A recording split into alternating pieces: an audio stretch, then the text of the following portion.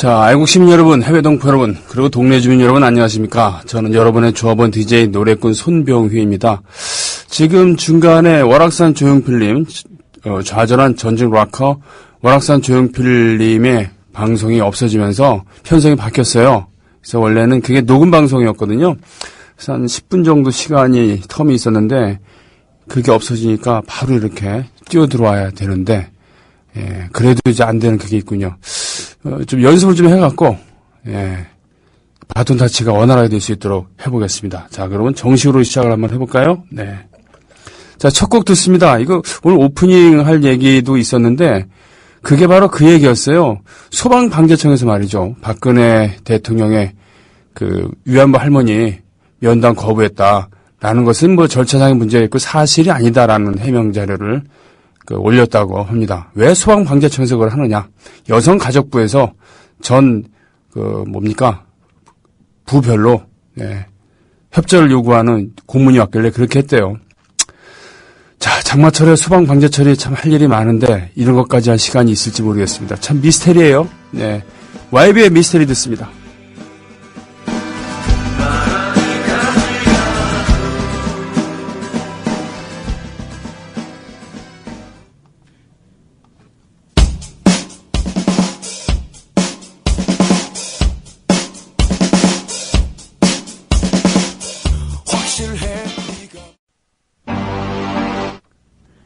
예, YB, 미스테리.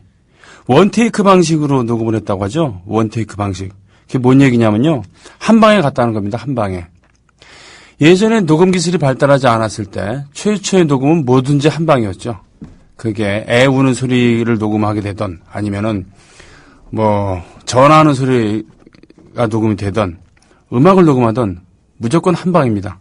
그러나, 녹음 기술이 발달하면서 더빙이라는 게 가능해졌죠. 더빙은 뭐겠습니까?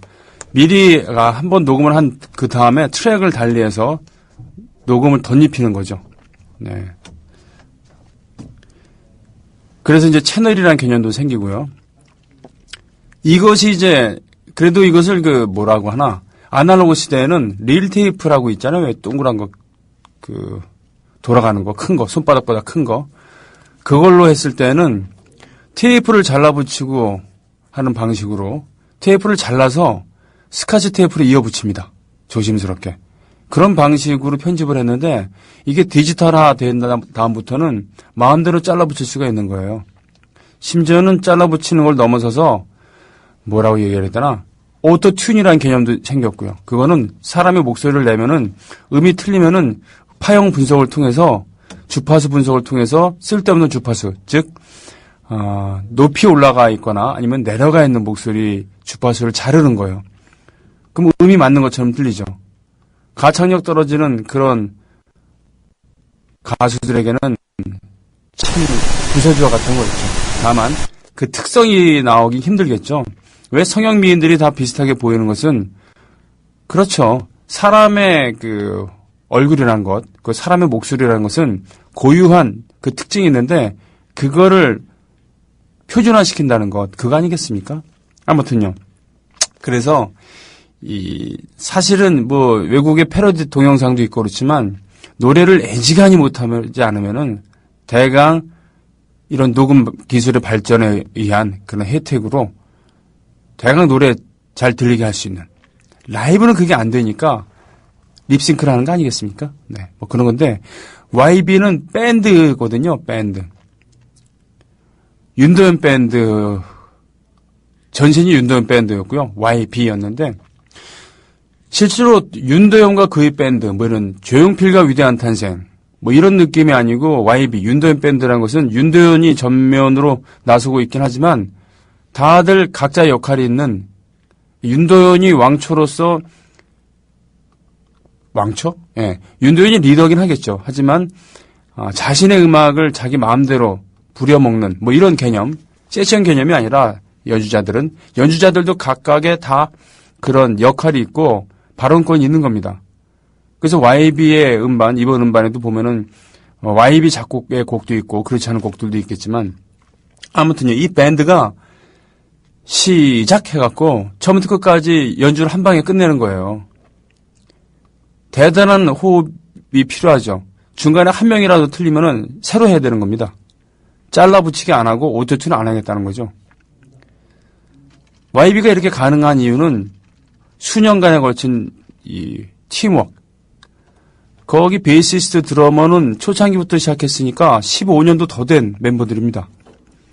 그리고 기타도 유병영 씨가 나간 다음에 허운 씨 같이 했습니다만, 허운인가? 하여튼, 그런데 시작한 지도 10년이 넘었고요.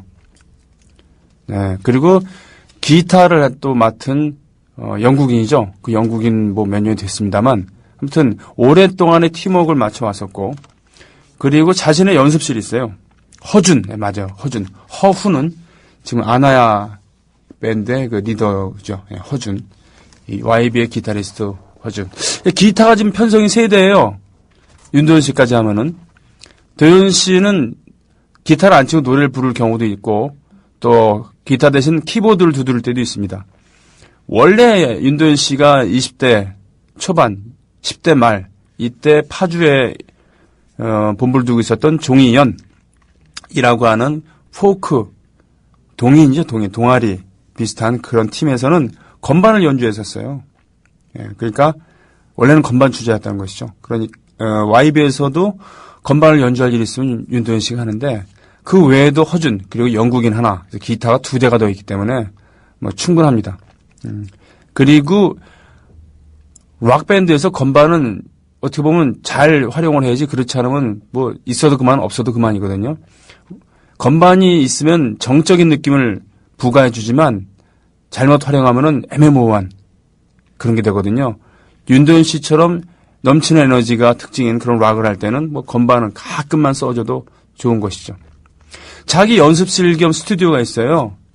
여기서 멀지 않습니다. 상수동. 그 지하에 가면은 밴드가 한꺼번에 연주를 할 수 있고 간단한 녹음도 가능한 시설이 있었어요. 그리고 각자 멤버들의 작은 방들이 있었고 도현 씨는 거기에 이제 침대도 갖다 놔서 거기서 잘 수도 있게 해놨는데 제가 작년에 5집 앨범을 녹음을 했었던 그 녹음실 바로 옆에 있었어요. 그래서 저도 놀러 갔었고 도현 씨도 모셔갖고 제 음악 코러스를 도와주기도 했었죠. 나란히 가지 않아도 우리 시그널 나오잖아요. 나란히 가지 않아도 우리는 함께 가는 거죠. 요때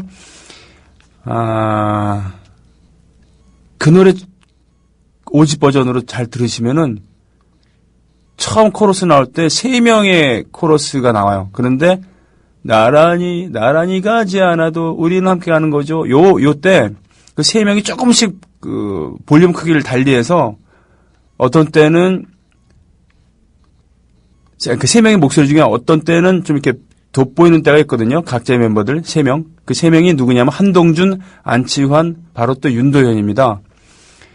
각각 녹음은 다른 날 했었는데 편집을 이렇게 해서 나란히 가지 않아도 할 때 우리는 처음 나란히랑 우리는 할 때는 한동준 씨 목소리가 돋보이고 나란히 가지 않아도 할 때는 안치환 씨 목소리.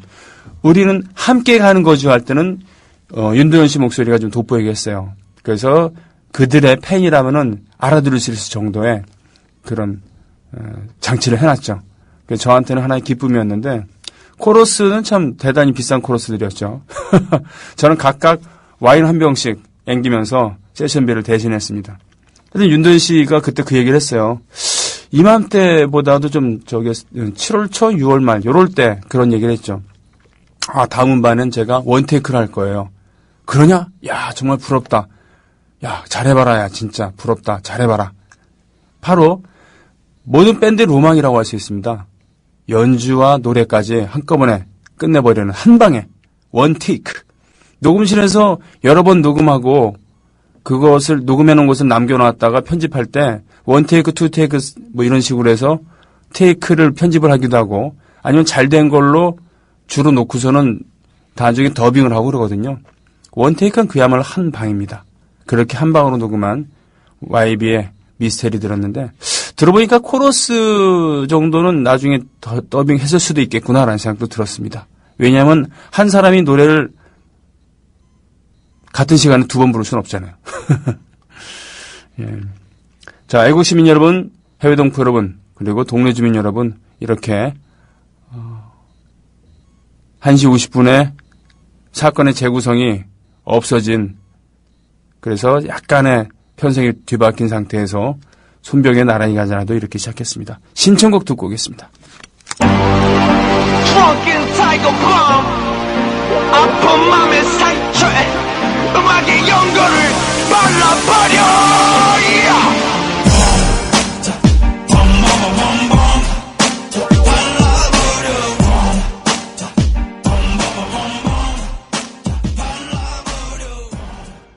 네, 꽃잎, YB가 연주하고 부른 꽃잎이었습니다. 맞습니다. 촛불님께서 지적해 주신 것처럼 효순이 미선이 노래예요. 꽃잎. 예. 그 2장짜리 CD였죠. 그 음반에서 제가 가장 감동 먹고 좋아하는 그 노래입니다. 윤도현 씨, 그러고 보니까 개인적인 인연을 말씀드리자면 도현 씨를 처음 본 지 해수로 20년이 됐군요. 해수로.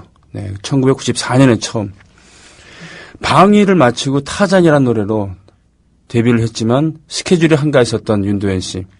그때 저는 포크그룹 노래마을에 있었고요. 노래마을이 그 땜빵 콘서트를 갑자기 하게 됐어요. 뭔 얘기냐면은 노사연 씨 콘서트 땜빵이었나? 하여튼 저 시청 맞은편에 있는 마당 세실극장에서 2주일 동안 콘서트를 갑자기 하게 됐어요. 그때 한가하게 지냈던 윤도현 씨가 게스트로 자주 나왔습니다. 소속사가 노차사랑 같은 소속사였거든요. 예, 그 인연이 돼서 신인 가수가 있는데 무대 좀 세우고 싶다 그래서 그렇게 하자. 예. 근데 천연덕스럽게 연주도 잘하고 노래도 잘하고 뭐라 그러나요? 무대에서 그렇게 거침이 없었어요. 그리고 사적으로는 순박한 그런 시골 청년의 그런 느낌 있잖아요. 예의 바르고 순박한 의리 있는 그런 거. 시골 청년이 갖고 있는 이미지 중에서 좋은 것들만 다 갖고 있었다라고 하는. 심지어 잘생기기까지 했어요. 네, 그런 인연이 있었습니다. 그러다가 인기를 얻기 시작하더니 결국 2002년 월드컵 때 빵 터졌죠. 올 필승 코리아로. 그러나 파주 금천 출신이거든요. 금천 출신. 세탁소집 아들 뭐 이렇게 돼 있습니다만 그때 포크 동아리 종이연이라고 하는 포크 동아리 동인이라고 했대요. 그때는 포크 동인 그 왜 있잖아요. 문학인들이 왜 동인이라고 이렇게 모여가고 하는 것처럼 종이연이라는 팀을 했었는데 그 종이연을 이끌었던 분이 바로 동네 고향 선배이며 이등병의 편지 작곡자이시고 윤도현 씨의 1집에 수록되는 가을우체국 앞에서의 작곡자이신 김현성 씨입니다. 예, 바로 김현성 씨를 통해서 사실은 게스트를 하게 된 거죠. 예, 김현성 씨와 노래마을은 그때 친했거든요. 오래된 일이네요. 정말 오래된 일이네요. 예. 예. 그래서 그런지 윤도현 씨의 음악은 지나치게 정치적이진 않지만 그렇다고 해서 인기만 의식해서 그냥 보편타당한 얘기만 하는 그저 그런 락을 표방하면서 실제로는 그 애정파리를 하고 있는 러브송 파리를 하고 있는 그런 사이비 락커들이랑은 좀 다르죠. 물론 제 개인적으로는 좀 더 선명하면 안 되나라는 생각도 하지만 그건 저만의 욕심이죠. 그렇죠? 네. 도현 씨는 유명인이기 때문에 감내해야 될 많은 고난이 있겠죠. 또 정치적인 이야기를 거침없이 꺼내다가는 수많은 또 안티가 생기기도 할 테고 자신뿐 아니라 자신의 회사한테도 데미지가 있을 테니까요. 멋있는 청년이죠. 이제 윤도현 씨도 그런 윤도현 씨도 지금 많이 넘었어요. 보자. 게시판 가보겠습니다. 그러니까 이렇게 신청곡이 안 올라오면은 제 마음대로 막 곡을 선곡합니다. 심지어 같은 가수의 곡을 중복하기도 하고요.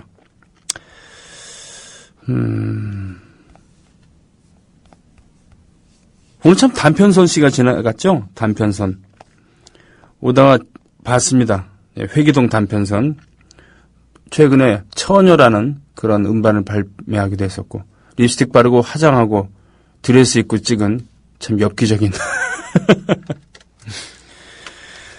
국민 TV 듣는 게 좋습니다.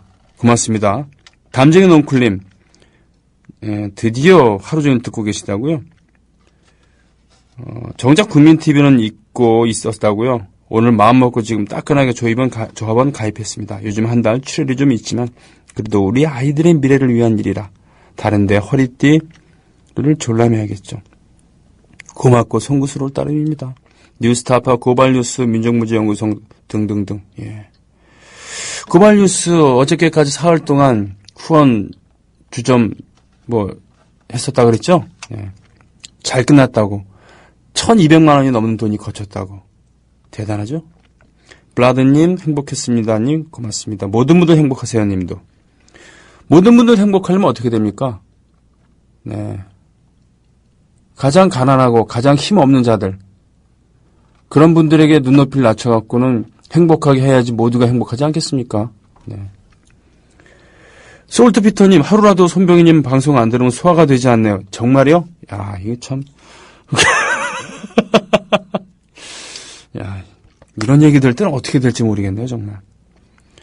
이 좋은 방송을 못 듣는 사람이 손해죠. 이제 수습기자 생기면 보도국도 구성되겠네요. 힘을 더 보태야 하는데, 전 하우스 푸어라 가진 재산은 좀 있어도 현금이 항상 부족한데, 이달에 힘껏 대리운전해서 한 구자 증자를 다짐합니다. 아, 집을 갖고 있으면서 대리운전 하신다고요? 그래요, 하우스 푸어.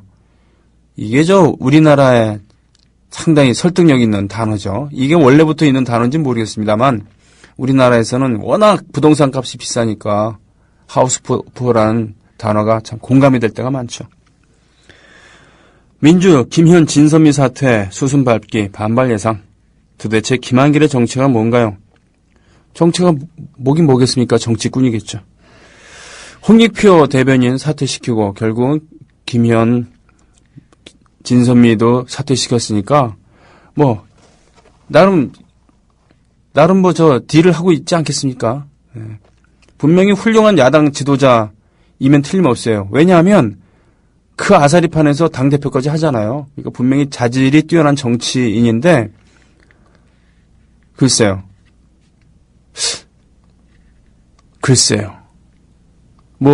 그분들의 심오한 뜻을 제가 어떻게 알겠습니다만, 얼마나 알 수 있을까요? 다만, 읍참마속 아니는 허벅지를 내주고 목을 벤다는 심정으로 사퇴를 시킨 다음에 더 큰 걸 얻어내겠다라고는 그런 거 아닐까요? 어떻게든 국정조사는 하겠다는 이런 건데, 그렇다고 저쪽이 제대로 할까요?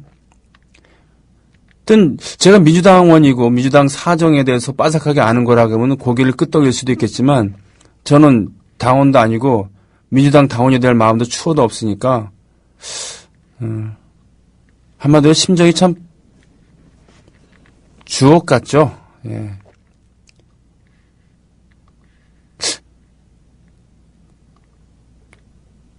욕하고 싶어요, 솔직히. 예. 보자. 손바 하란다. 고맙습니다. 제가 좀 나아지고 있습니까, 그래도? 예. 항상 보면은 저는 제 방송을 못 듣습니다. 다시 듣기 못 들어요. 왜냐하면 듣기가 너무 괴로워요. 정말. 틀린 것만 생각나고, 예, 지적되고 제가 제 방송 들으면서 지적하는 게 너무 괴롭거든요. 지적할 게 어디 한두 개 해야지. YB 광팬이시라고요. 고맙습니다. 윤도현 씨를 게스트로 너무 무리한 부탁, NZ 지부장께서 한번 부탁해보세요. 저도 얘기는 꺼낼 수 있을 것 같은데, 글쎄요, 얘기를 꺼내는 것이. 저는 어떤 게스트든 얘기는 할 수 있겠습니다. 왜냐하면 이게 제 개인 방송이 아니고 국민TV 방송이니까요. 그리고 거절당한다더라도 별로 쪽팔릴 것 같지는 않습니다. 그러나 국민TV가 거절당한다고 생각할 때는 아주 슬퍼지겠죠. 둘 중에 하나일 겁니다. 아, 우리 방송이 힘이 없구나. 또 하나는 우리 방송에 출연하는 것이 두려운, 꺼려지는 그런 세상이구나. 이 두 가지 점에 있어갖고는 슬퍼지겠죠. 왜냐하면 제가 연락할 만한 사람은 적어도 국민TV 방송을 색안경을 끼고 볼 만한 사람들은 아니라는 거죠.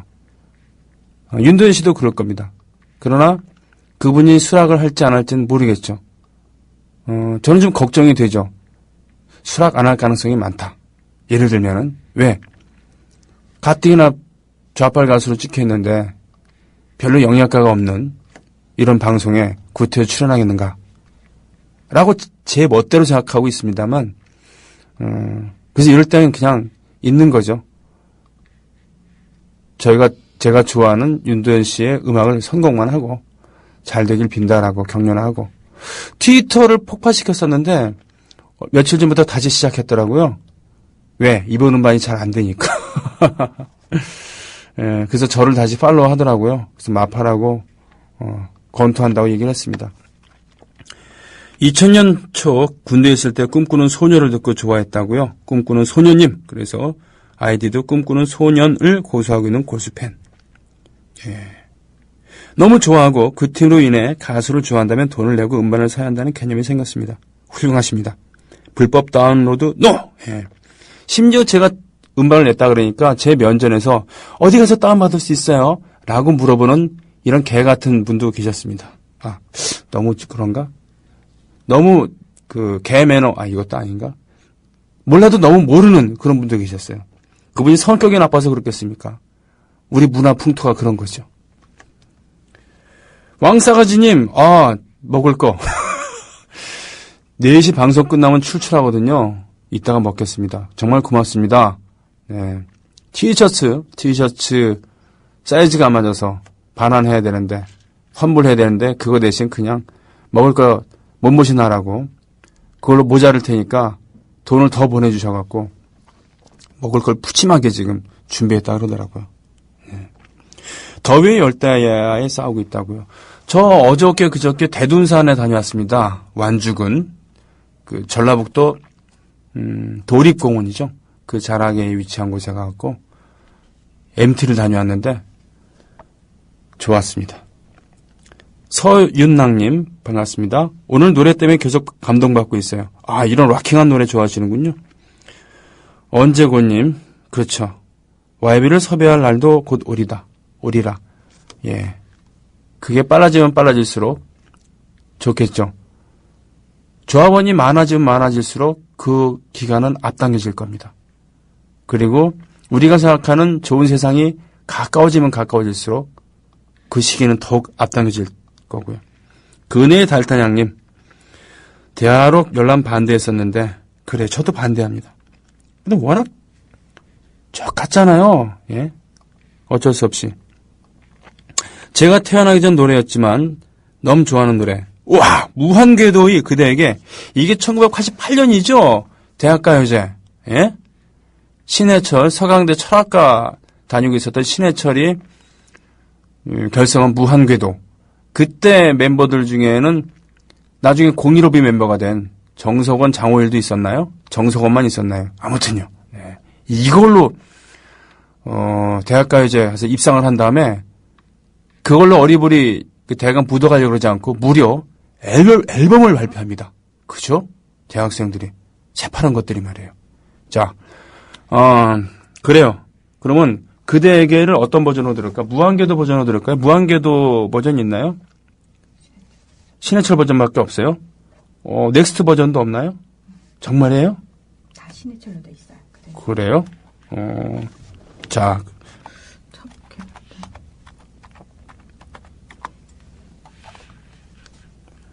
무한궤도. LP. 예. 무한궤도 그대에게 LP 오리지널 스튜디오 버전. 풋풋한 예, 무한궤도의 음악을 들어보겠습니다.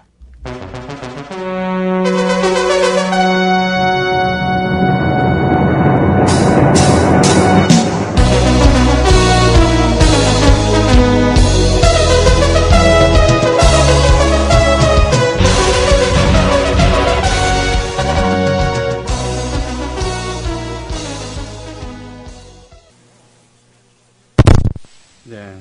아이고, 예. 노래패 우리나라가 발표했던 수많은 명곡 중에 한 곡이었습니다. 초창기 많이 불려졌던 노래이기도 했었고요. 우리 하나 되어였습니다. 노래패 우리나라. 예, 결성한 지 15년이 되어가는 그런 대단한, 네. 여러분은 로고송을 만들어드립니다라는 코너 있는 거 아시죠? 네, 2주 동안 쉬었다 그러니까 지난주 금요일에 방송 끝날 무렵에 올려주셨어요. 예, 백마구지님께서. 그래서 그걸 이제 준비를 했습니다. 근데 지금 뭐 노래 들으면서 있다가 이 기타 갖고 오고 이렇게 하다 보니까 시간이 좀 부족해갖고, 예, 주절주절 되다가 한 곡 더 듣고서는 막판에야 좀 3시 직전에 할 수 있을 것 같습니다. 자, 가보겠습니다. 게시판에 어떤 일이 또. 지금 잡음 같은 거 혹시 들리세요? 이펙터를 연결하면은 잡음이 떠요. 이거 참 슬픈데 이게 왜 이런지 모르겠네. 네. 노래를 부르기 위해서는 보통 마이크 시스템 갖고는 안 되죠. 특수 음향이라고 보통 업계에서는 부르는데, 컴프레서라고 해서 큰 소리를 쳐도 째지지 않게 음을 압축해주는 장치도 있어야 되고, 또 목욕탕에서 들리는 것 같은 효과, 메아리 효과가 있는 그런 여러 장치들도 있어야 되고, 뭐 그렇습니다만. 근데 여기서 이펙터를 연결하다 보면 이상하게 여기서는 이렇게 잡음이 뜨고 그래요. 뭔가 궁합이 좀 안 맞나 봐요.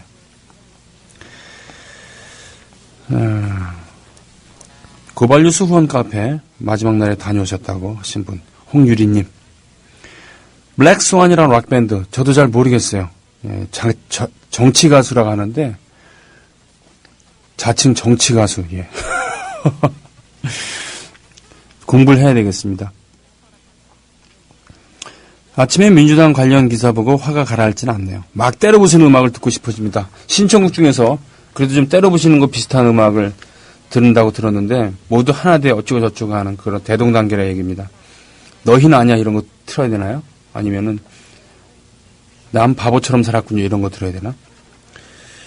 육봉기는 살아있다. 우리 김용민 PD가 책 내신 거 아시는지 모르겠습니다. 한국 종교가 창피하다. 네. 뭐 선물 받아갖고 읽었는데 재미가 있더라고요. 일단은 그 나비 효과, 국민TV 개국 드라마, 개국 특집 드라마로 연속극으로 편성됐었던 나비 효과의 나비 효과인가? 네. 이걸 소설화시킨 그런 것이 1부고 2부, 3부에는 김용민 씨의 그런 종교관, 또 우리나라 기독교에 대한 생각을 가감없이 드러낸 그런 글들. 심지어는 육봉기 목사와 가상대담하는 그런 모습도 있는. 일단 재밌더라고요. 네. 저는 윤도현 씨 너무 좋아하고 그젯밤 제 꿈에 나와 꼭 안아주더라고요. 힘든 요즘 큰 위안이 되더군요. 전 윤도현의 초대는 국민TV가 조금 더 큰다면 좋겠다고 늘 생각하고 있습니다. 네. 국민TV가 좀 더 크면은 뭐 굳이 윤도현까지 초대할 필요 있겠습니까? 그런 게 아니라 뭐라고 얘기를 해야 되나? 어려울 때 친구가 정말 친구죠. 조강지처를 버리지 말아야 되는 이유랑 똑같은 겁니다. 제가 분기하고 있는, 음악인으로서 분기하고 있는 3대 레파토리 중에 하나는 촛불 집회 초기에는 굽신굽신 되면서 연락이 옵니다. 도와달라고. 노조 파업 때도 그렇죠. 그런데 일이 잘 풀려갖고 돈이 생기거나 사람들이 많이 모이면은 유명한 가수들을 부르죠. 전 이런 것이 참 개 같다는 거죠. 네. 물론 그런 의미에서 1122님께서 말씀해 주신 건 아닐 겁니다. 네. 아담한 저울 태고 사도 있다고 하는 손빠련다님, 네. 대둔산. 전라북도의 금강산이라고 불리기도 하죠. 구름다리 있고요. 단풍 질 때 특히 아름다워. 신해철은 변절자 아닌가요? 신해철이 무슨 신념을 가진 적이 있었습니까? 변절자라고 하시게. 예, 어떤 특정한 뭘 이렇게 그런가요? 신해철 씨는 그냥 신해철 씨가 아닌가요? 네, 원래부터 좀 시크했었고 요즘 표현으로 따지면 쿨하고 또 적당히 이기적인 그런 예술가의 길을 가고 있는 그런 분 아닌가 싶기도 한데요.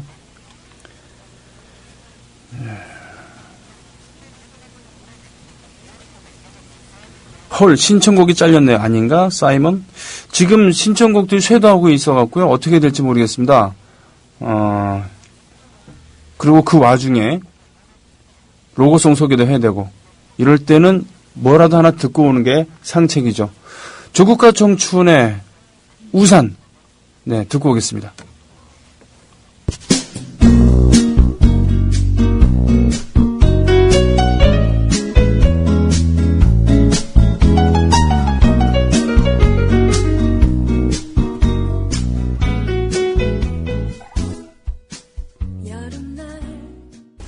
양윤경입니다. 양윤경.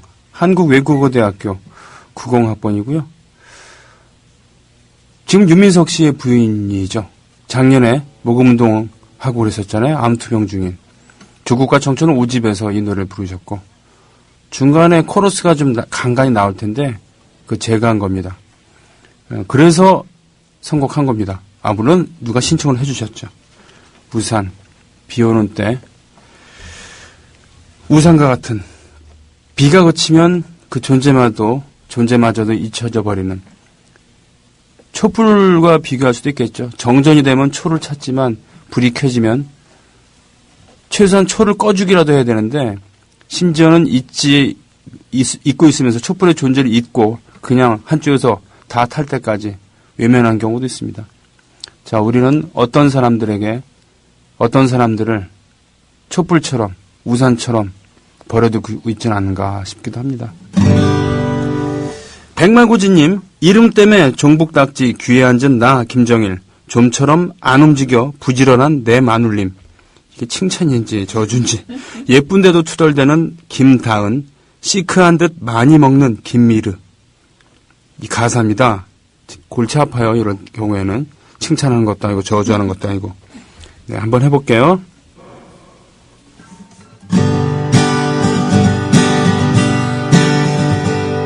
이름 때문에 종북딱지 귀에 앉은 나 김정일, 좀처럼 안 움직여 부지런한 내 마눌님, 예쁜데도 투덜대는 김다은,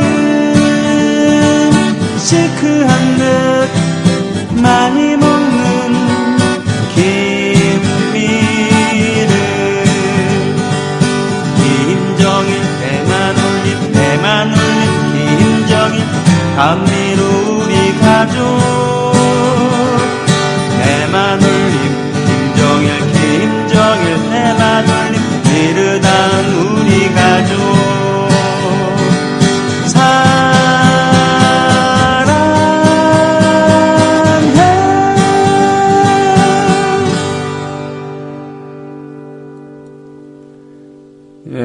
이렇게 만들었어요.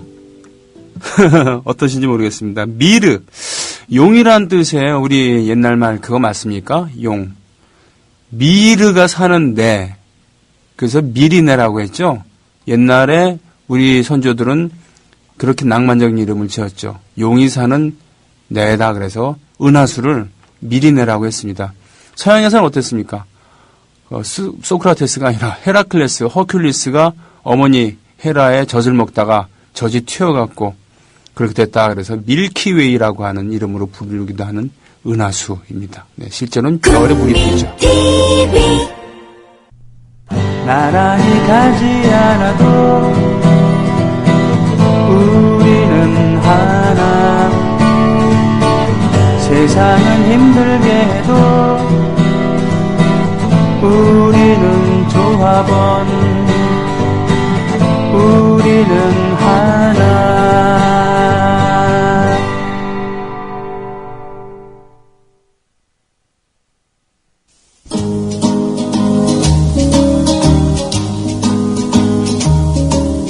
누가 그녀를 보았는가.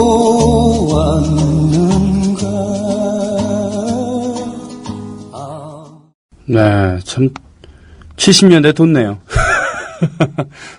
꽃보다 귀한 여인 송창식. 우리나라의 60, 70년대를 그리워하시는 그런 분들이 계신 것처럼 일본에는 쇼와 시대, 쇼와가 뭐냐면 연호인데요. 일본은 자신들의 연호를 쓰잖아요. 그죠? 예전에 중국에서 그런 것처럼 우리도 그런 적이 있었죠. 광무 몇 년, 건양 몇 년 이런 거 있었죠. 물론 대한제국 시절이었고 나라가 다 망해갈 즈음이었습니다만 그런 적이 있었습니다. 쇼와는 바로 히로히토 천황의 치세를 그때 연호를 얘기한 거죠. 1925년에 즉위를 했었고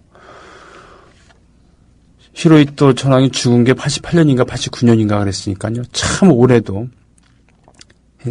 통치를 했습니다.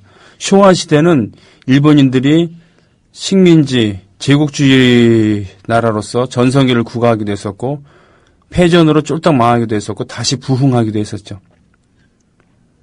일본인들이 기억하고 있는 쇼와 시대의 좋은 시절의 쇼와는 바로 60년대, 70년대, 뭐 그때 고도 성장기 때죠. 5, 60, 70년대 그때. 네. 대한민국 사람들이 60년대, 70년대를 즐겁게 향수 어리게 감이 어리게 회상할 수 있는 것은 바로 고도 성장기일 겁니다. 착각하진 말아야죠. 그때 열심히들 일해서 성장한 거지 박정희 덕분에 그렇게 먹고 살게 되었다라는 것은 그 자주적인 그런 역사관은 아닌 거라고 저는 생각을 합니다. 박정희임에도 불구하고 우리가 고도 성장을 이룩했다라고 생각할 수는 없는 건가요? 그죠? 그렇게 생각하면 왜 안 됩니까? 그렇게 생각하지 말아야 될 근거는 뭐가 있죠? 반대로 박정희 덕분에 잘 살게 되었다라고 하는 그렇게 생각해야 할 근거는 어떻습니까? 그렇게 고혈을 짜내고 노동자에 그리고 농촌을 해체시키면서 그 노동력이 자연스럽게 공장으로 흡수되게 만드는 그런 이농 정책을 했었고 재벌에다가 온갖 특혜를 다 몰아주고 더군다나 교육열이 드높은 우골탑을 쌓을 준비가 되어 있었던 농민들과 도시빈민들 내 자식만큼은 가르쳐야지 내 자식만큼은 배골집 말아야지 못 배운 서름 느끼지 않게 해야지라고 헌신적으로 일하셨던 그분들 그리고 그분의 자녀들 덕분에 경제발전을 했고 그 와중에서도 민주화에 대한 열망을 놓지 않았던 그런 국민들이 있었기 때문에 어느 정도의 민주화도 이룩할 수 있었던 그렇게 부르짖었기 때문에 사법제도를 일본에서 가져다 썼지만 일본보다 오히려 더 인권적으로는 앞서 있는 그런 사법제도를 경찰을 갖고 있는 그런 자랑스러운 역사에 대해서는 언급하면 안 되는 겁니까? 네. 송창진 얘기하다 이렇게 됐습니다만 손님 불러다 놓고 참 옳지 않아요. 안녕하십니까? 네. 예. 아니, 안녕하세요. 예, 스포츠 전문 박상현 기자십니다. 예. 참 죄송합니다. 아닙니다. 저 한 가지 이렇게 배우고 가네요, 제가. 뭐가요? 그러니까 여러 가지 이제 손병희 씨의 여러 가지 아이디어라든지 네. 사상들을 많이 배워가는 것 같습니다.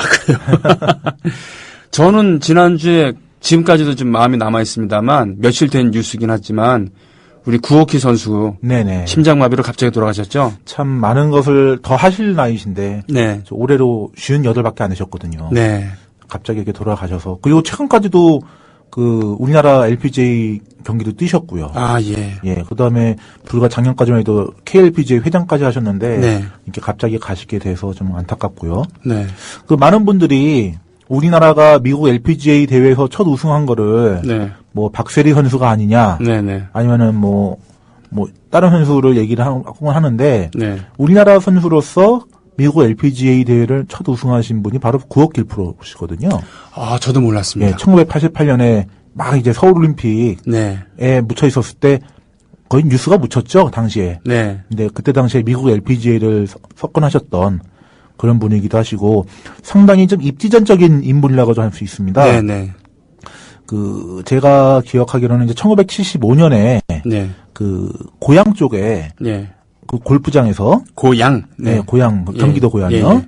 거기서 캐디 생활을 하셨고요. 네. 그래서 3년 뒤에 프로 그 테스트를 쳐서 네. 프로가 되신 분이거든요. 캐디 출신이고. 네네네. 대단하시군요. 그 다음에 그 KLPGA를 세우신 분이 4분이 계신데 그분 중에 한 분이시고요. 아, 그러시군요. 예. 그 다음에 우리나라에서 20승을 한 뒤에 일본 무대를 건너가셔서 23승을 또 하셨고요. 일본에서 23승, 미국에서 1승 해서 그 해외 무대에서 24승을 하셨던 분이셨고요. 예. 어쨌든 우리나라 여자 골프의 선구자다. 네. 예, 선도를 하셨던 분이다. 이렇게 말씀드릴 수가 있겠네요. 그러니까 지금의 예를 들면 어저께인가요? 오늘 끝난 LPG 투어에서 예, 오늘도 저 우승했죠. 우리나라 한국 선수가. 네, 박인미 예. 선수가 잠깐 쉬고 있으니까 또 다른 선수가. 예. 또 그분도 박이죠.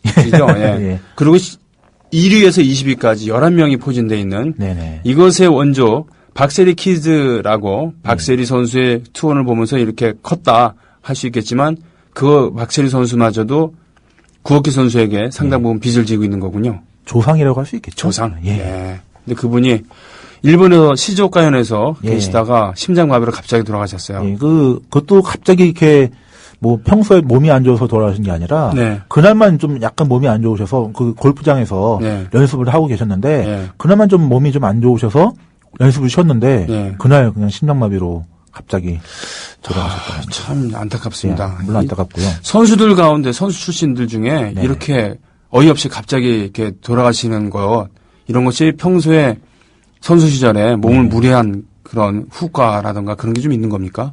글쎄요. 그 축구 같은 경우는 갑자기 경기도 중에 사망하는 경우도 많았거든요. 네네. 예, 예전에 카메룬 선수도 있었고요. 그다음에 그 이청용 선수의 그 팀 동료였던 선수도 경기도 중 갑자기 쓰러져서 이제 그 선수는 이제 생존을 하긴 했지만 아, 예. 결국 은퇴를 했거든 젊은 나이에. 그렇군요. 네, 그런 경우도 있고요. 그다음에 그 가장 우리나라에서 대표결혼만 말하는 건 되게 되게 민감한데요. 네. 제일 안타까운 경우가 아무래도 프로야구 롯데자이언츠의 임수혁 선수겠죠. 그렇습니다. 예, 제가 기억이 나는 게 제가 그날이 생일이었어요. 아, 그래요? 제 생일날 그런 일이 벌어졌거든요. 예. 4월 18일 날.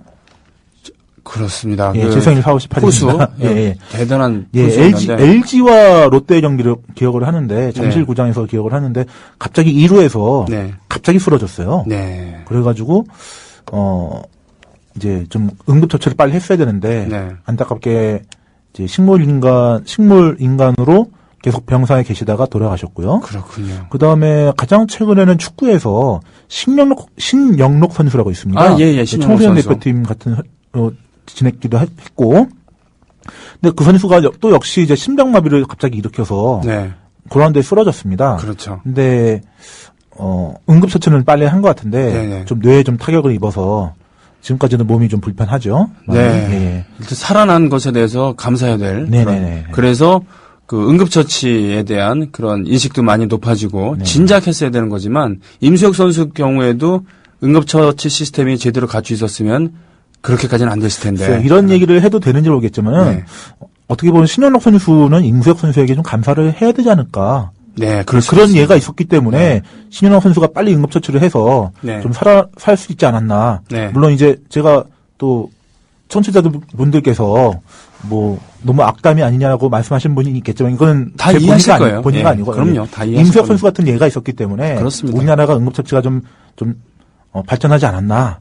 또 그런 시스템이 좀 잘 갖춰지지 않았나 그렇게 생각이 드네요. 강만수 감독 계시죠? 네네, 강만수 감독. 강만수 감독 예, 참. 예, 예. 예, 그 70년대 슈퍼스타였잖아요. 아시아의 거포였고 예, 예. 배구.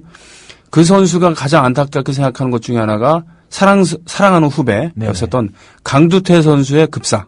네네네. 예, 그분도 그 배구 선수들, 키 큰 선수들 중에 갑자기 이렇게 돌아가신 그 경우가 있다고. 네, 제 기억도 좀 갑자기 선수 이름은 기억이 안 나는데 네. 그 성균관대 출신으로 그 배구 선수가 또 있었거든요. 네. 그분도 갑자기 돌아가신 예가 있는데 네. 제가 좀 갑자기 선수 이름이 갑자기 생각이 안 나네요.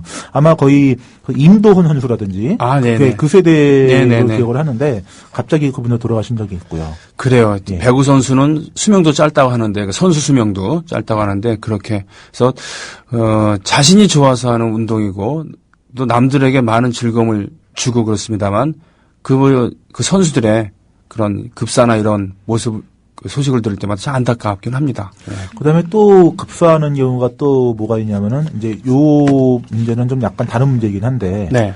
약물을 해서 스테로이드라든지 스테로이드. 예, 약물을 해서 사망하는 경우가 많거든요. 음. 특히 이제 이걸 스포츠 범주로 넣어야 되지 안 넣어야 되는지 모르겠지만은 네. 그 프로레슬링에서 네. 그 스테로이드를 많이 맞아서 그 사망하는 경우가 상당히 많았거든요. 아, 그렇습니다. 예, 제가 예. 좋아하는 선수가 있는데 이제 에디 게레로라고 선수가 있어요. 아, 예, 예, 예. 그 선수도 이제 스테로이드를 많이 맞아서 돌아가신 예고. 네.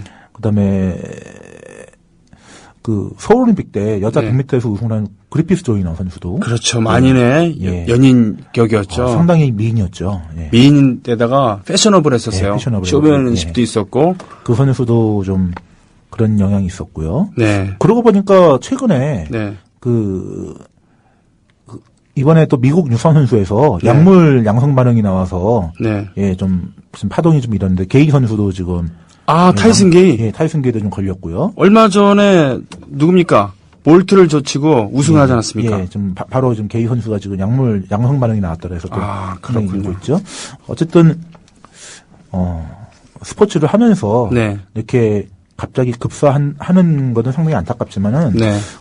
적어도 그 약물 때문에 네. 급사하는 경우는 좀 없어야 되겠다 그런 생각이 또 갑자기 드네요. 그렇습니다. 건강 증진을 위해서 하는 그러나 이제 프로 선수는 단순히 그게 아니라 돈과 명예, 그 자신의 성취욕을 위해서 하기도 합니다만 그것이 자신의 목숨을 앗아간 결과로 나오는 것은 참 어불성설이겠죠. 자, 하여튼 구호키 선수 모든 우리나라 골프계 대모, 예, 골프인들의 어머니라고 할 수도 있겠습니다. 선배라고 할 수도 있겠고 다시 한번 애도를 표합니다. 김연경 선수요. 네네. 예, 국가대표 은퇴도 불사하겠다라고 네. 하고 있죠. 예, 오늘 방금 이제 긴급 기자회견을 했는데요. 네, 김연경 선수의 주장은 바로 이겁니다. 네. 그 흥국생명과의 계약은 2012년 6월 30일로 끝났다.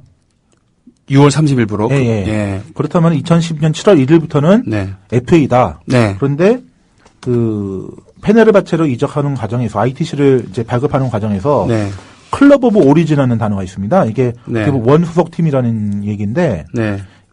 그렇다면 2012년 7월 1일 이후에 원 소속 팀은 어디냐라는 문제가 좀 불거졌거든요. 네, 그런데 이제 김연경 선수는 작년 6월 30일로 계약이 끝났기 때문에 네. 원 소속 팀은 없는 거다라고 네. 얘기를 하고 있는 거고요. 예. 네, 배구협회라든지 배구연맹 같은 경우는 그대로 원 소속 팀을 흥국생명으로 인정하는 그런 경우가 됐거든요. 예, 예. 그래서 여기서 좀 갈등이 있는데 지금 기자들 사이에서도 상당히 좀 공부를 좀 해야 됩니다. 이거는 네. 왜냐하면 계약이라는 그 상당히 좀 법적인 문제가 좀 걸려 있기 때문에 네, 네, 그렇긴 한데 일단은 이제 제 사견을 들자면은 네. 6월 30일부로 계약이 끝났다면은 네. 이거는 김연경 선수가 옳은 거죠. 음. 예, 예. 근데 이제 문제는 김연경 선수가 이제 한국생명에서 뛰면서 네. 2년 동안 인대를 갔기 때문에 두 시즌은 더 뛰어야 네. 그 풀어준다는 게 흥국생명의 입장인 거고요. 음. 그러니까 그 규정과 계약 기간 사이에서 지금 상당히 좀 갈등이 있는 것 같습니다. 제가 보기에는. 예. 일단 흥국생명은 두 시즌 더 뛰면 FA 자격 주겠다는 거고요. 예. 그리고 김연경 선수는 이미 작년에 계약이 끝났는데 무슨 소리냐 예, 예. 하면서 FA를 주장하는 거고요. 예. 그래서 지금 25일까지 그 질의서를 보낸 게 있어요. 그 배구연맹하고 배구협회에. 네. 그래서 코버 쪽에는 이제 프로배구연맹 쪽에는 25일까지 답변 안 주면은 더 이상 국내 프로에서는 뛰지 않겠다. 네. 그다음에 배구협회 쪽에는 역시 답변 주지 않으면은 대표팀에서 은퇴를 하겠다라고 얘기를 한 것이죠. 선수가 말이죠. 그 표명할 뜻은 아닙니다만 그냥 표현 수식적인 표현으로 그냥 일개 선수가 이렇게까지 반발하고 당차게 나오긴 쉬운 일이 아닌데. 예. 일단 총대를 매야 됐다고 봐야겠죠. 아, 왜냐하면 총대. 김연경 선수 혼자만의 문제가 아니라 네네. 향후 이런 문제는 계속 불거질 수가 있는 거거든요. 네. 또 김연경 선수 같은 선수가 또 나오지 말란 법도 없고요. 그렇죠. 예, 그렇기 때문에 어떻게 보면은 그 전례를 잘 만들어 놔야 아. 이제 김연경 선수 같은 경우는 후배를 위해서라도 전례를 잘 만들어 놓아야지만이 잘 이제 앞으로 선수가 그 계약에 노예가 되지 않고 네. 이제 해외 이적을 뭐 좀 원활하게 할 수도 있는 거고요. 네. 하지만 김연경 선수가 여기서 꺾이게 된다면 이후 자신의 전례가 계속 이어진다는 점에서 예. 김연경 선수도 좀 물러설 수가 없다. 뭐 이렇게 좀 보여지네요. 아, 그렇군요.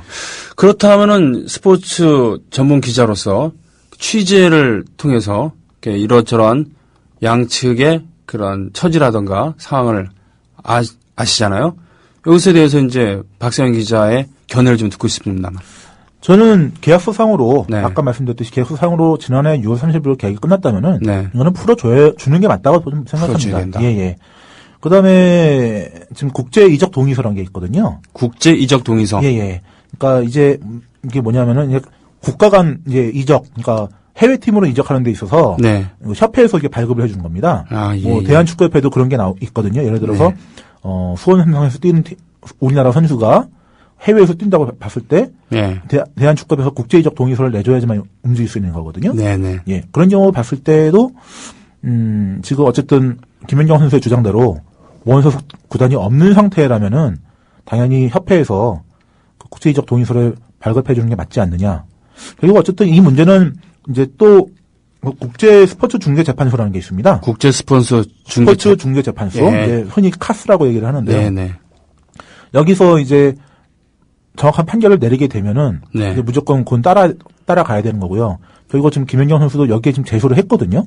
예, 카스에 제소를 했기 때문에 앞으로 이제 카스에서 어떤 중재 제안이 나오든지 어떤 판결이 나온다면은 연맹이나 협회나 김연경 선수는 어느 쪽이든 무조건 따라가야 된다는 거죠. 그렇다면은 연맹이나 협회에서 지금 보시기에 좀 무리한 일을 하고 있다라고 지금 보시는 건데 도대체 왜 그러는 겁니까? 일단 연맹이나 협회는 무조건 구단 편을 좀 들고 있는 거죠. 예. 어쨌든 우리나라 프로스포츠계에서는 협회나 연맹이 네. 그 선수 편을 드는 경우는 거의 많지가 않거든요. 그러니까 노조 만들려고 그러기도 하고 예. 그런 거 아닙니까? 그죠? 그러니까 프로야구 네. 같은 경우도 그 연봉 협상을 할 때 네. 결렬이 되면은 KBO에서 중재를 하게 되거든요. 네. 근데 KBO 역대 그 연봉 협상 중재하는 데 있어서 네. 선수가 이긴 적이 딱 한 번밖에 없습니다. 전부 다 구단이 이겼어요. 누가 이겼어요? 근데 궁금하다. 딱 그 설명이라 김동수 선수라고요. 아, 옛날에 네. 포수하셨던. 예. 뭐 현대하고 LG에서 뛰었던 김동수 예. 포수만이 유일하게 승리했고 예. 제가 기억하기로는 한 80번이 있던 걸로 기억을 하는데 네. 모두 다 선수가 다 졌어요. 그게 바로 심지어 이대호 선수도 졌거든요. 그렇군요. 예. 어떤 이게 좀 나쁜 전례가 됐던 거죠, 결국. 기관이라는 것, 협회라는 것, 연맹이라는 허울 속에 감춰진 가진 자들을 옹호하는 그런 거. 네. 우리나라는 그게 더 하겠죠. 그죠? 네. 그렇군요. 근데 뭡니까? 연맹 쪽에서는 흥국생명 쪽에서는 김연경이 자꾸 말을 바꾼다 이러면서 제가 원래 싸가지가 없어 이런 쪽으로 몰고 가는 그런 기사도 봤습니다만. 네, 근데 그런 얘기는 좀 해서는 안 될 것 같고요. 음. 요거는 상당히 법리적인 문제고 네. 상당히 공적인 문제이기 때문에 네네. 뭐 적반하 정도 유분수다 뭐 가지가 없다 이런 사적인 얘기는 하지 않는 게 좋다고 생각합니다. 그렇죠. 바로 그겁니다. 지난번에 기성용 선수 얘기도 했습니다만 싸가지에 대한 얘기를 하는 게 아니라 팩트에 대한 얘기를 해야 되겠죠. 그죠? 예. 그렇게 이제 해야지 걔가 원래 그 품행이 좋지 않아라고 이렇게 몰아가는 것은 인격 모독으로 시작하는 그런 거니까 아주 비열한 그 공격 방법일 텐데. 근데 김연경 선수 이게 몇 년이 됐잖아요. 일본에 가기 전부터도 그죠? 네, 예. 얘기가 됐고 네, 런던 올림픽 끝나고 나서도 네. 페네르바체에 이적하는 과정에서 네. 갈등이 불거지니까 국회에서도 이제 용 김연경 선수 얘기 갖고도 또 얘기가 있었고요. 네. 뭐 어쨌든 이런 갈등이 빚어지니까 이민시로 발급했던 거거든요. 네. 작년에도. 예, 예. 그러니까 결국 작년에 완전히 이게 봉합이 됐으면은 네. 올해와 같은 일이 일어나지 않았을 텐데 그때 당시에 완전히 봉합하지 않은 채 일을 유야무야하면서 일단 이민시로 가라 이렇게 되니까 결국 또 불거진 거죠. 아, 그렇군요. 이번에 확실하게 해결하지 않으면은 또 내년에 또 이럴 수도 있고요. 계속 이렇게 나옵니다. 결국 이번 기회에 확고하게 결정을 짓고 가는 것이 낫다고 봅니다. 김연경 선수, 그럼 우리가 응원을 해야 되겠군요. 그죠? 저는 응원하는 입장이죠. 솔직히 네, 개인적으로는. 네. 원래 그렇습니다. 가진 사람과 가지지 않은 사람이 격돌했을 때는 그리고 양측의 주장이 팽팽하게 맞섰는다. 그럴 경우에는 가지지 않은 사람, 힘없는 사람을 옹호하는 것이 우리의 자세 아니겠습니까? 근데 보니까 힘이 없고 일개 선수인데 그의 말이 타당하단 말이에요. 상당히. 그럼 당연히 응원하고 격려해주고 그래야 되겠죠.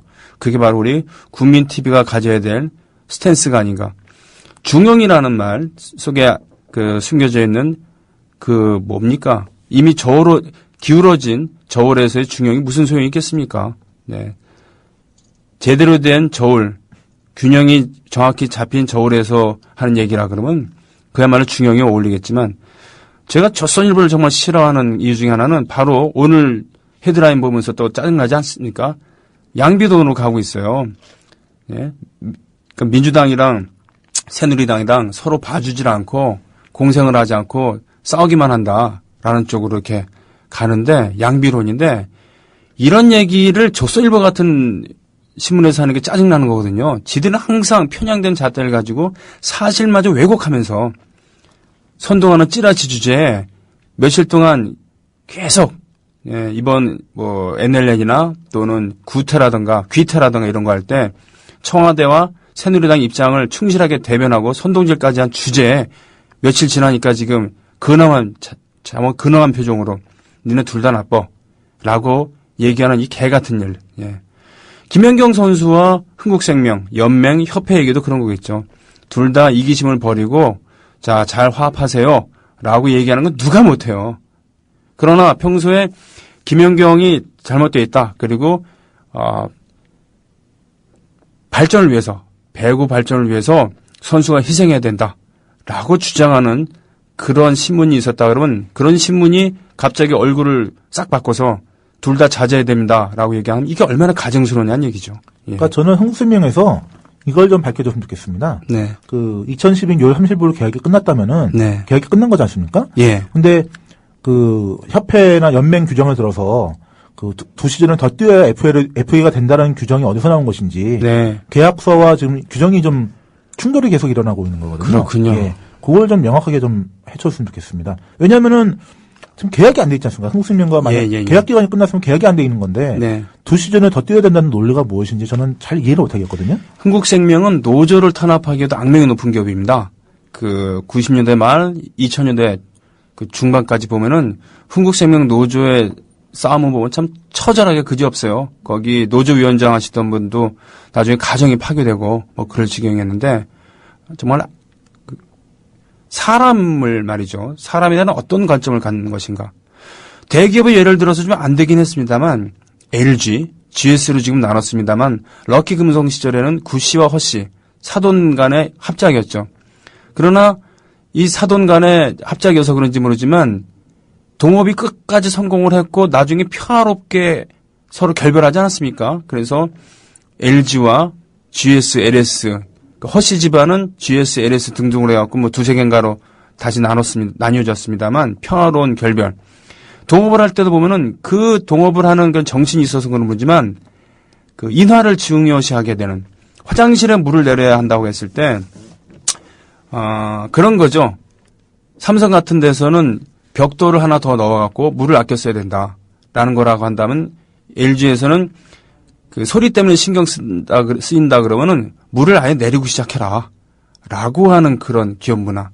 물론 여기에 누가 환경적이냐, 누가 뭐 에너지 절약에 동참하느냐 이런 얘기는 나올 수 있습니다만 사람을 배려하는 그런 문화라는 거. 물론 LG, GS, LS의 그 대기업이 대기업답지 않고 훌륭한 기업이다라는 것을 얘기하고 싶은 게 아니라 어떤 마인드를 갖고 기업을 경영하느냐 이거 중요한 건데 흥국생명이 노조의 한 짓을 생각하면은 충분히 김연경 선수에 대해서도 그럴만하다라고 저는 유추할 수 있다는 얘기죠. 네. 글쎄 뭐 기업의 슬로건이 하나 제가 기억 갑자기 났는데 사람이 중심이다라는 사람이 중심이다. 네, 뭐 어떤 기업에서 슬로건을 썼던 것 같은데 네. 어쨌든 모든 것의 중심은 사람이거든요. 네. 결국 스포츠도 뭐 스포츠 마케팅도 있고 뭐 여러 가지가 있겠지만 결국 선수가 하는 거고 네. 감독이 있고 그 어쨌든 사람이 모든 것을 하는 것이기 때문에 네. 사람이 재산이고 사람이 중심이거든요. 네. 근데 글쎄요, 흥국생명은 사람을 도구로 좀 생각하는 건 아닌가. 네. 저는 그렇게 생각이 들었고요. 어쨌든 인본주의 사상, 네. 그다음에 사람의 중심인 생각만 한다면은 오히려 이게 좀 쉽게 풀리지 않을까. 저는 그런 생각이 드네요. 그 본사 빌딩 옆에 보면은 망치질하고 있는 조각상 있잖아요. 이게 독일 작가가 한 거고 이게 그 독일에도 이게 설치되어 있다고 합니다만 그 노동의 숭고함을 보여주는다고 하는 그 모습이 인간을 도구화하는 모습으로 보이는. 예. 아무리 성탄절 시절에 거기에 빨간 모자 씌워놓고 인간미를 강조하면 뭐합니까? 음악 하나 듣고 오고 화제를 바꾸겠습니다. 다음 화제는 최성국 선수죠. 예. 승부 조작에 가담했던 선수들 조기 징계 해제 바람직한가에 대해서 얘기를 나누겠습니다. 음악 듣고 오죠.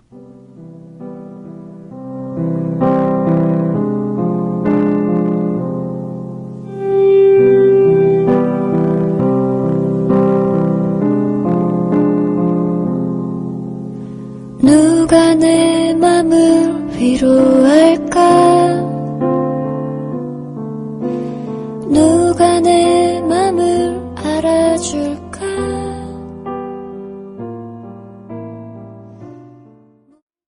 네, 백마고지님 지난주 금요일 로고송 부탁드렸습니다. 꾸벅. 예. 아까 방송해드렸습니다. 꾸벅. 전 이렇게 대답하고 싶네요. 우리 문희정 아나운서께서 지금 메일로 보내드리려고 준비하고 있습니다. 곧 도착할 겁니다. 로고송 만들어서 아까 방송했었거든요. 백마고지, 그렇죠. 중공군이랑 싸웠습니다. 누구랑? 예, 우리 한국군이랑. 그때 국방군이라고 했었죠. 국방경비대 후신이었던 국방군. 남한군과 중공군이 그렇게 전면적으로 부닥쳐갖고 끝내 승리를 거둔 전투였죠. 수적으로 물론 많이 딸렸고요.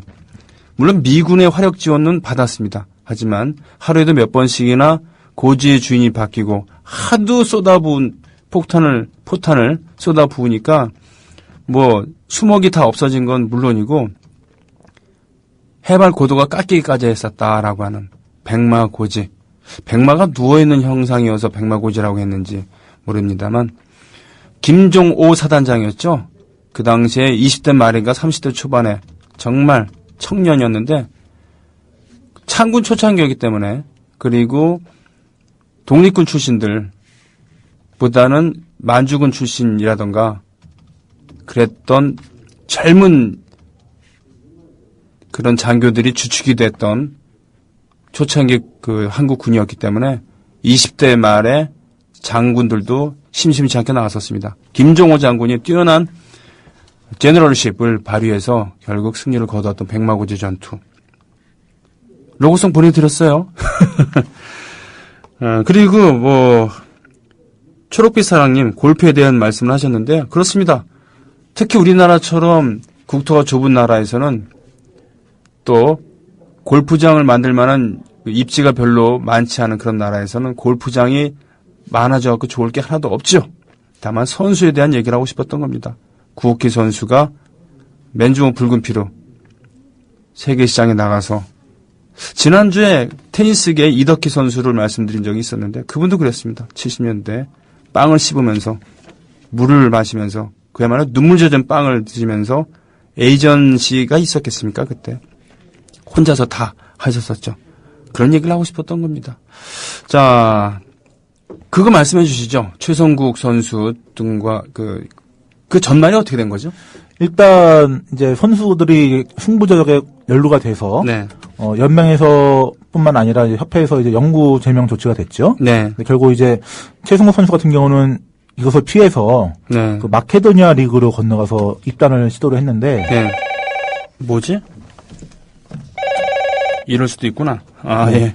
결국 그 피파로부터 네.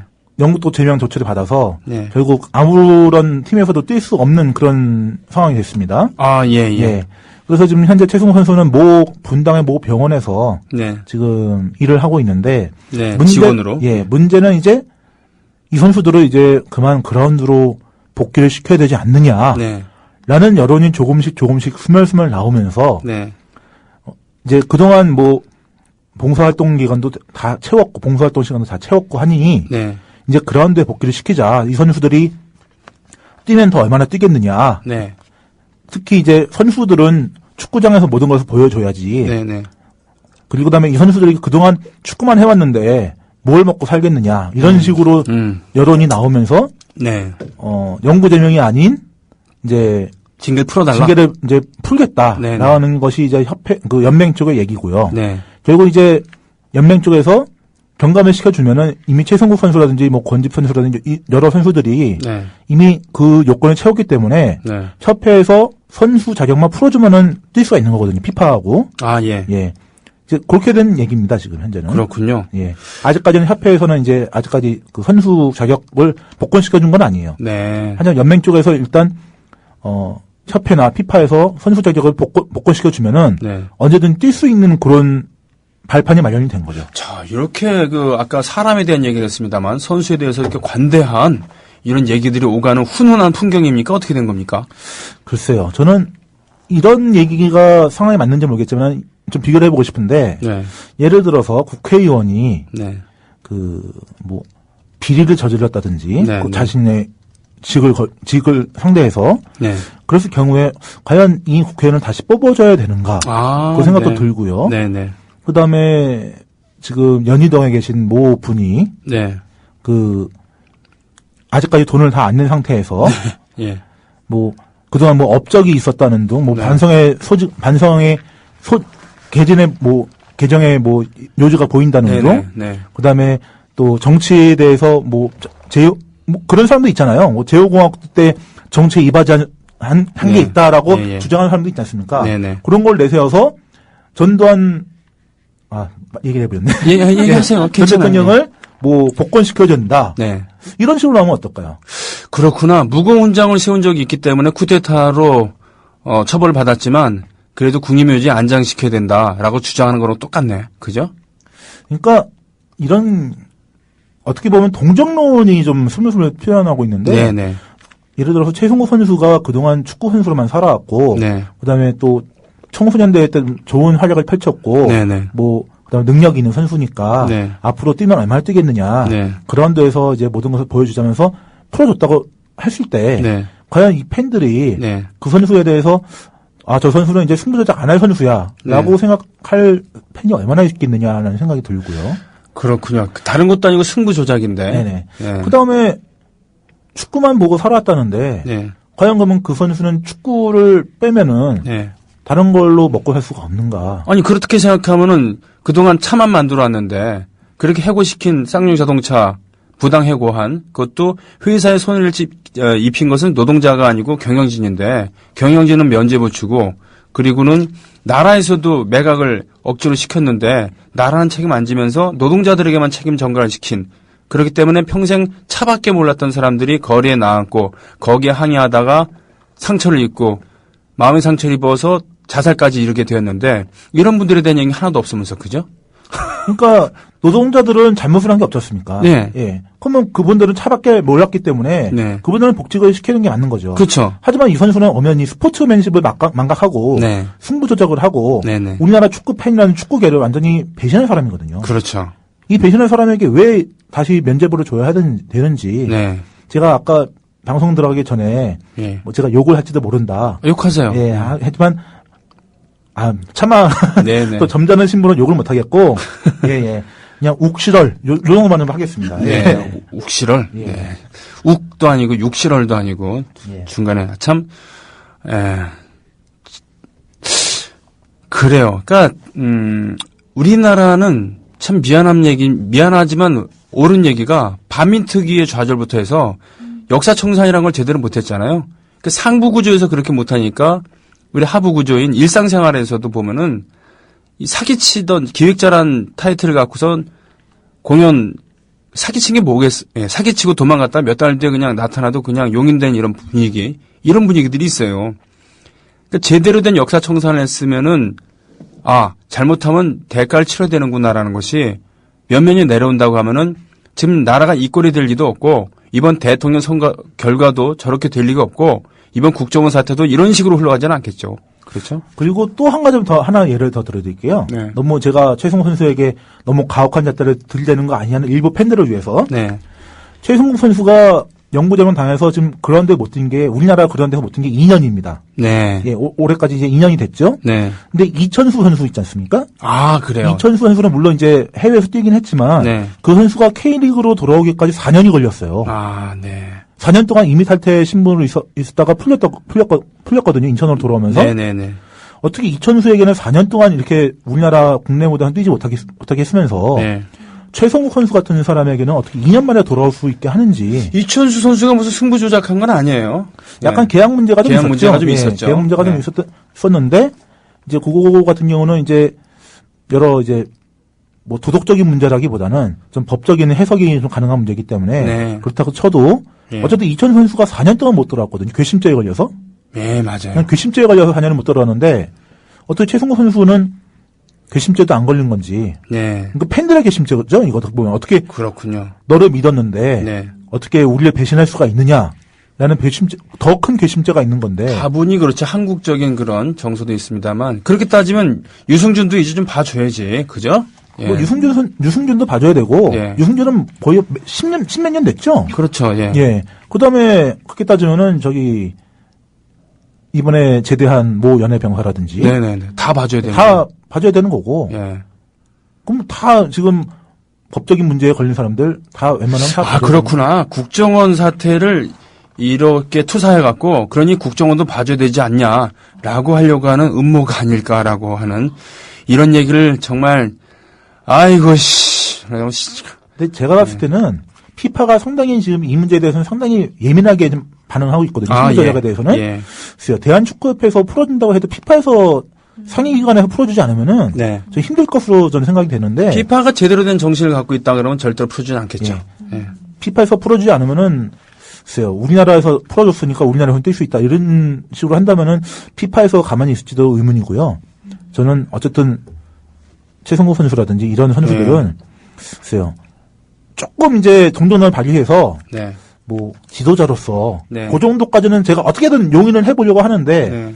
글쎄 또 지도자로 뛴다고 하면은 또 학부모들이 어떻게 또 승부조작을 했던 선수 그 출신에게 뭘 배울 수 있겠느냐 그런 얘기도 미국에서 말이죠. 예. 럭비인가 하는 거에서 어떠한 그 비리 결과가 나왔을 때 그 업적, 그 학교가 수십 년 동안 한 번도 지지 않았다거나 또는 우승을 몇 번이나 했다는 거라 이런 기록 자체가 말소되는 경우를 봤어요. 그것이 미국이란 나라가 재수가 없어도 미국이란 나라가 세계 최애 강대국이 될 수 있었던 그런 이유 중에 하나일 텐데 아무튼요. 오늘 그 박세현 기자와 함께 오늘 좀 이렇게 비분관계를 했습니다만 이런 부분에 대해서 일단은 이렇게 정리하면 될까요? 김연경 좀 놔줘라. 최성국 안 된다. 이렇게 얘기하면 되겠습니까? 예, 그렇게 정리를 할 수 있을 것 같고요. 네. 글쎄, 어쨌든 미국에서도 승부조작은 있지 않았습니까? 네. 뭐 시카고 화이트삭스의 블랙삭스 스캔들이라든지 네. 피트로즈 3,000안타를 따인 피트로즈 선수 같은 경우도 결국은 뭐 명예전당에 오르지도 못했고 네. 계속 그런 안타까웠다는 말도 좀 너무 좀 과분한데 네. 그런 삶을 살고 있거든요. 네. 결국 그렇다면은 똑같이 적용을 해야 된다고 봅니다. 결국 최성욱이라든지 여러 선수 승부조작에 관련됐던 여러 선수들은 네. 이만 이제 축구에 대해서 미련을 좀 버려줬으면 좋겠다. 그렇게 생각이 듭니다. 좋습니다. 정치는 정치고 스포츠는 스포츠입니다. 특히 스포츠는 스포츠의 룰이라는 게 있는 건데 룰을 위반한 걸 가지고 봐줄 수는 없는 거죠. 정치도 마찬가지죠. 국정원은 그렇습니다. 국정원법에 위배된 일을 했으면은 그에 합당한 그거를 그 벌을 받아야 되는 거고 선거에 개입을 했다 그렇다면은 그 선거에 개입한 그런 정당까지도 후보자까지도 책임을 져야 되겠죠. 오늘 고맙습니다. 네, 고맙습니다. 고맙습니다. 짧은 노래 하나 듣고 올까요? 뭘 들을까? 지금 박상현 기자 신청곡이 있습니다. 질풍가도군요. 그죠? 네, 듣고 오겠습니다. 쾌걸 근육명.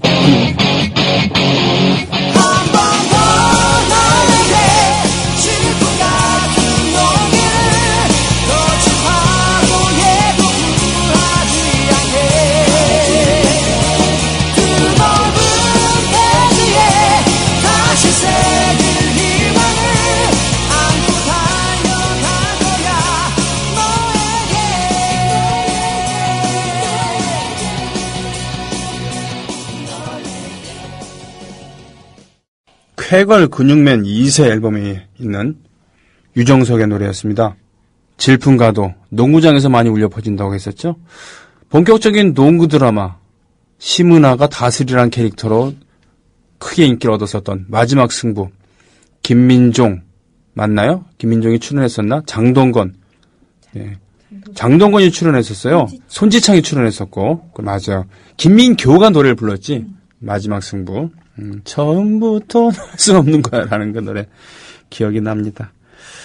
자, 애국 시민 여러분, 해외 동포 여러분, 그렇죠. 여기에 고려대 잔수 위의 놈들 후배 금박산 누렁이님 말씀해 주셨고 바람철원님 막말로 승부 조작해서 이런 얘기들 승부 조작해서 제대로 선수 말고 책임지는 인물이 있었나라는 말씀도 해주셨고 이런 문제에 대해서도 우리가 박상현 기자랑 차차 얘기할 겁니다. 우리는 스포츠 결과 스코어 이런 것만이 아닌 그 안에 숨어있는 정치적인 것들까지도 파헤쳐갖고 얘기할 겁니다. 그게 우리식의 스포츠 방송이죠.